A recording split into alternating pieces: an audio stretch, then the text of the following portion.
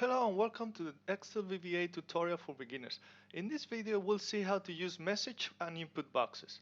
We have already seen how to display a regular message box to show information to the user. We can also get feedback from users adding buttons to message boxes, as you can see in these examples here.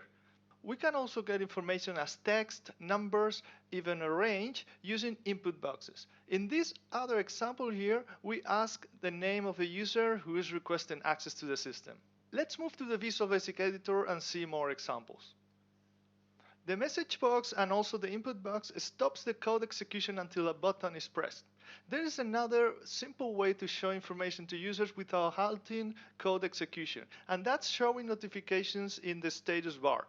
The status bar is down here and shows the message ready by default. That changes to any relevant message while working with Excel. VBA can modify the message with the status bar property of the application object. So, for example, application status bar, Excel is importing your data. Please wait. And if we play that, the message appears here in the status bar. As this property is a member of the application object, messages will apply to all workbooks in the Excel application. For that reason, the property should be set to null at the end of the macro, thus returning the default message, ready. Otherwise, it remains displaying that message until any other regular Excel notification is triggered. So we can do that simply by having an empty string here, and that's it. Now let's talk about message boxes. The message box function displays a message box with information and buttons, and it stops program execution until one of the buttons is clicked. We've seen already some examples in previous videos, and you should be familiar with the structure. So, message box, for example, this will run your macro. And if we play, we get the message box. And this should say OK. Aceptar means OK, so sorry for that. Despite I have Excel in English, the message box takes the OS language. So the message can also be a value of a string variable. For example, if we put here, we declare the variable dim strmsg as a string, and then strmsg is going to be this message, so this will run your macro, and then we put the message box and then strmsg, and this will display the message. So this is very useful when we have different variables with different messages. So the message box function can take additional arguments to allow more powerful user interaction possibilities. After the prompt or message argument, we can add other arguments to determine the type of buttons, the title, and the help files. So as we said earlier, a message box shows by default the OK button. But that can be changed with one of the options in the table here. Let me show you. There are 6 button alternatives if we count the defaulted OK, which has the value of 0. So we can either use the constant term or the value. So for example, we can have the OK and cancel buttons, or the abort, retry, ignore, yes, no, cancel, yes, no. So let's see an example. We're going to have a message box with yes and no buttons. So that would be message box. For example, do you want to continue? And then comma, we put here VV yes, no. And we could also use the value, so that would be 4. So let's play this one. And as you see, well, that should say yes and no in English. Yeah? If we put here 4 instead of VV yes, no, it shows the same message. But if we add buttons, it's probably because we want to get some information from the user. So we need to know which button was clicked. The message box function can return a value that represents which button is clicked. And we can assign the result to a variable. So let me show you this other table, which shows the possible return values for each button. So for example, if the user clicks OK, the return value is 1. If it clicks cancel, it's 2, and so on. And again, we can use the constant or the value. I generally use the constant because it's self-explanatory and you don't have to remember the numbers. So in order to know if a user wants to continue or not, in this example, we need to assign a variable to the message box function, and we need to declare it. We declare that as a message box result, so dim user ready, for example, that would be the name of our variable, as VB MSG box result. And then user ready equals MSG box.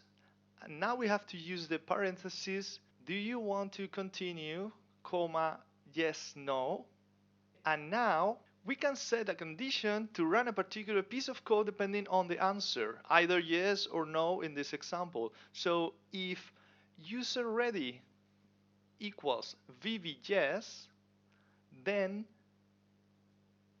we can have any code we want to run when the user clicks yes, and then else, and here we will have some other code that will run if the user clicks no. For example, we could have here exit sub. We could exit stop the macro, and then end if. We can also add an icon to the message box by including the appropriate value or constant into the buttons argument with the plus symbol. And there are 4 icon alternatives. See here this other table.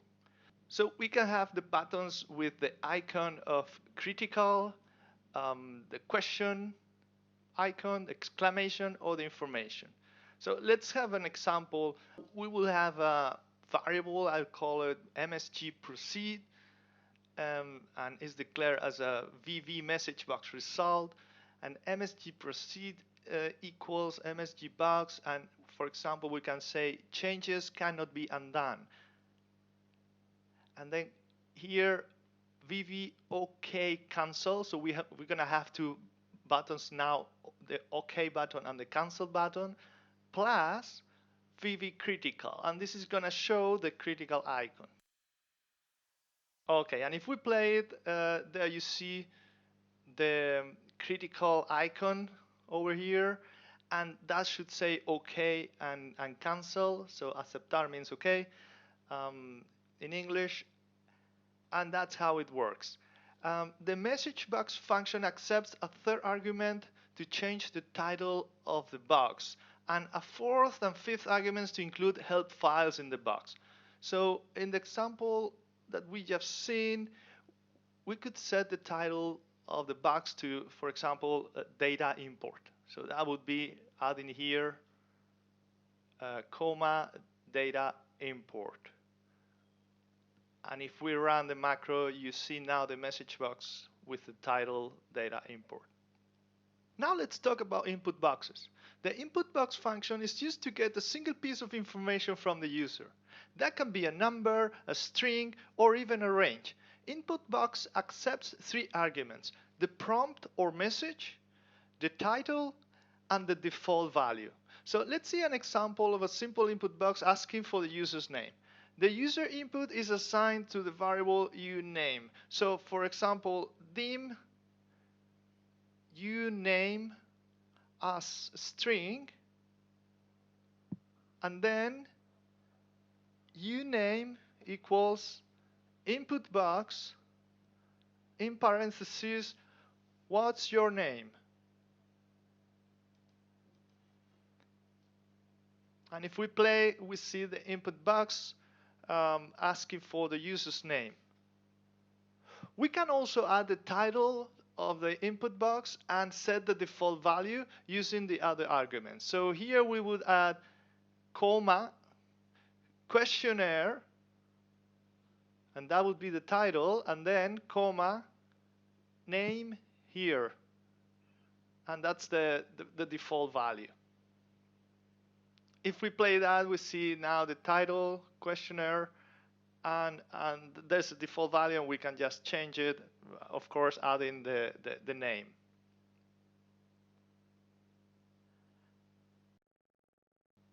Then we can use that variable in the macro as any other variable.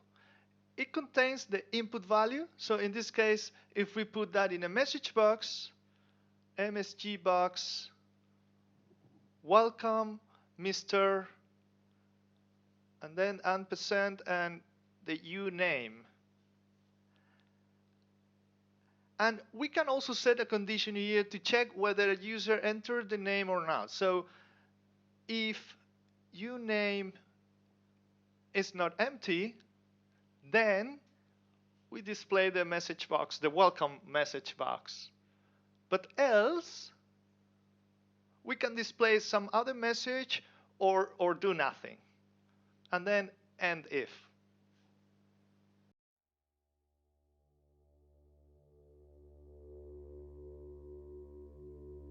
The input box function always displays two buttons, the OK and cancel button. And unfortunately, that cannot be changed. In order to have a message or input box with other buttons or functionality, or more sophisticated and powerful features, we can use Excel Userforms. And we're going to talk about Userforms in the next video. So see you there.